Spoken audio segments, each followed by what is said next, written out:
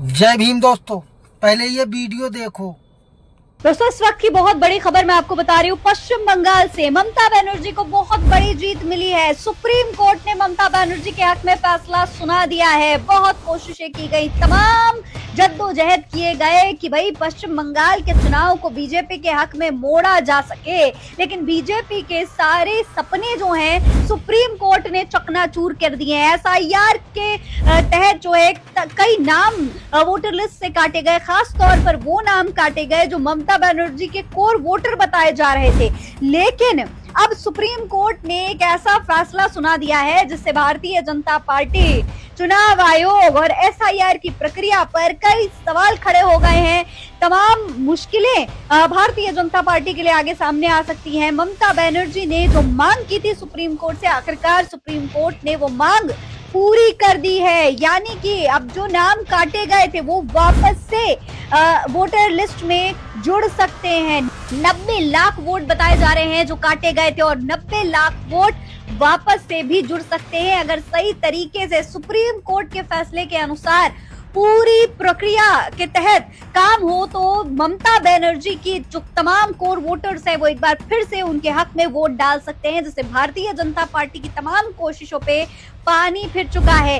क्या फैसला दिया है सुप्रीम कोर्ट ने, कैसे ममता बनर्जी को चुनाव से पहले ही जीत मिल चुकी है और भारतीय जनता पार्टी के लिए अब आगे कितनी मुश्किलें खड़ी होने वाली हैं, इस पर चर्चा होगी आज की इस वीडियो में, इसलिए वीडियो को विस्तार से देखिएगा। सलाम नमस्ते, मेरा नाम फरीन अंसारी है और आप द नेशन 360 पर ये खबर देख रहे हैं। देखिए इस वक्त की बहुत बड़ी खबर है दोस्तों। दरअसल सुप्रीम कोर्ट ने एसआईआर को लेकर ममता बनर्जी के हक में फैसला सुना दिया है। एक ट्रिब्यूनल बनाया है जो कि ममता बनर्जी ने मांग की थी।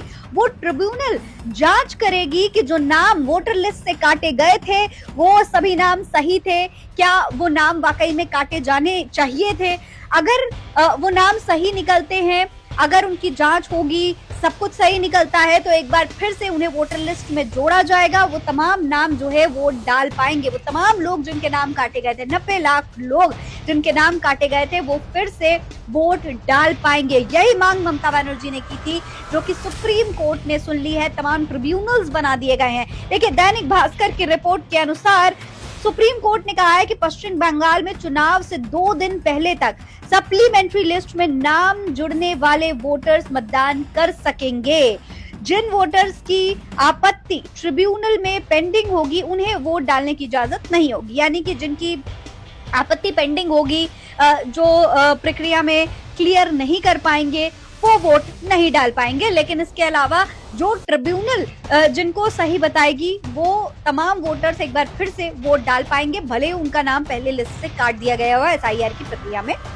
ये बात पश्चिम बंगाल को लेकर के सुप्रीम कोर्ट ने कह दिया। देखिए आपको बता दूं कि बंगाल में 2 फेज में चुनाव होने हैं, एक 23 तारीख को और एक 29 अप्रैल को होना है। ठीक है, अब सुप्रीम कोर्ट ने ट्रिब्यूनल को पहले फेज के चुनाव के लिए 21 अप्रैल तक और दूसरे फेज के चुनाव के लिए 27 अप्रैल तक आपत्तियों का निपटान करने के लिए कह दिया है। यानी कि चुनाव से पहले तमाम जो लोग हैं जिनके नाम काटे गए हैं उनको ये ट्रिब्यूनल सुनेगा, उनकी जो भी आपत्तियां होंगी उनके बारे में जानेगा और फिर आगे फैसला करेगा। जैसे ही ट्रिब्यूनल नाम जोड़ने का आदेश देगा, इलेक्टोरल रजिस्ट्रेशन ऑफिसर तुरंत सूची में संशोधन करेंगे और लिस्ट जारी कर देंगे। यानी कि जो फैसला ट्रिब्यूनल सुनाएगा वही माना जाएगा। दरअसल बंगाल में दोस्तों एसआईआर में 90 लाख वोट जो है वो काटे गए थे और इन वोटर्स की अपील सुनने के लिए सुप्रीम कोर्ट ने ट्रिब्यूनल बनाए हैं, ये जो जिनके बारे में मैं आपको बता रही हूँ।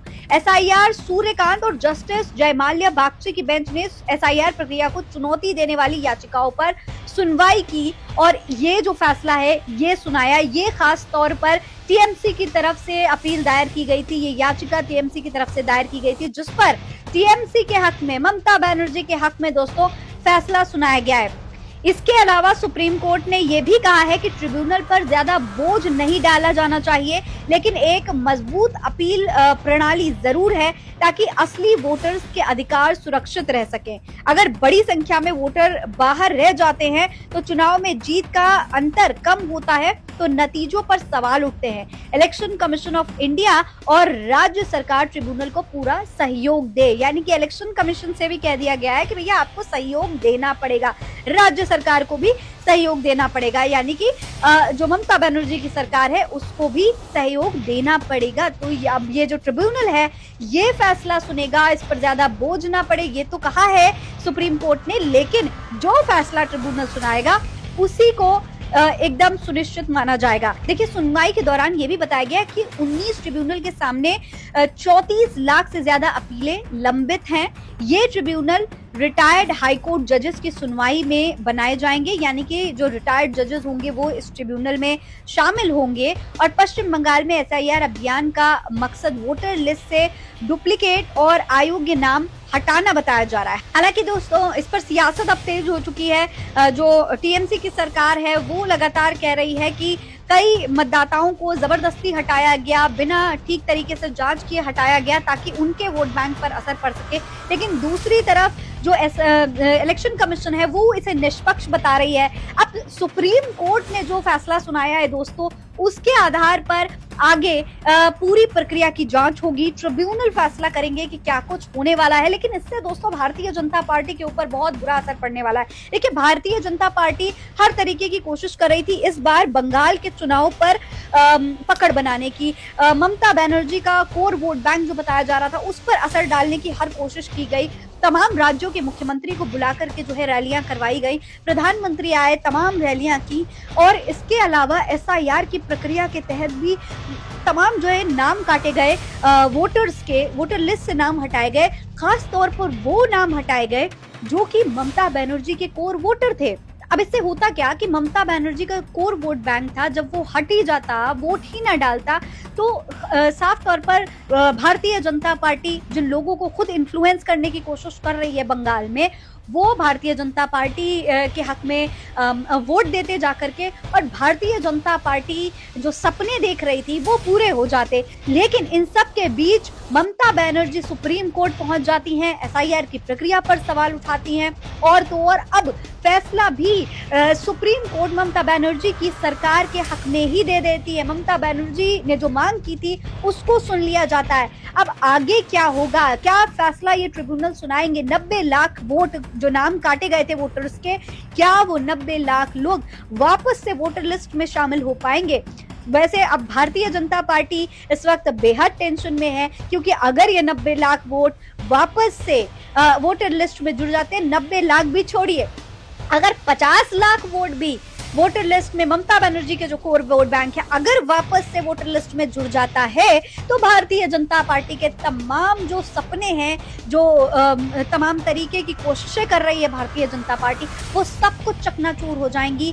भारतीय जनता पार्टी के लिए इस बार भी बंगाल का जो किला है वो फतेह करना बेहद मुश्किल हो सकता है। हालांकि अब इस पर आगे क्या कुछ होगा, ट्रिब्यूनल क्या फैसला सुनाएगी, ये देखना बेहद दिलचस्प होने वाला है। बंगाल के चुनाव से पहले ये जो प्रक्रिया है ये बहुत अहम मानी जा रही है। फिलहाल इस पूरे मामले पर आप क्या कहेंगे, कमेंट बॉक्स में लिखकर हमें जरूर बताइएगा। ऐसी ही और तमाम खबरें देखने के लिए चैनल को सब्सक्राइब करना ना भूलें, नोटिफिकेशन बेल आइकन जरूर दबा लें ताकि आप हर खबर से अपडेट रह सकें। फिलहाल इस खबर में इतना ही। जय हिंद, जय भारत।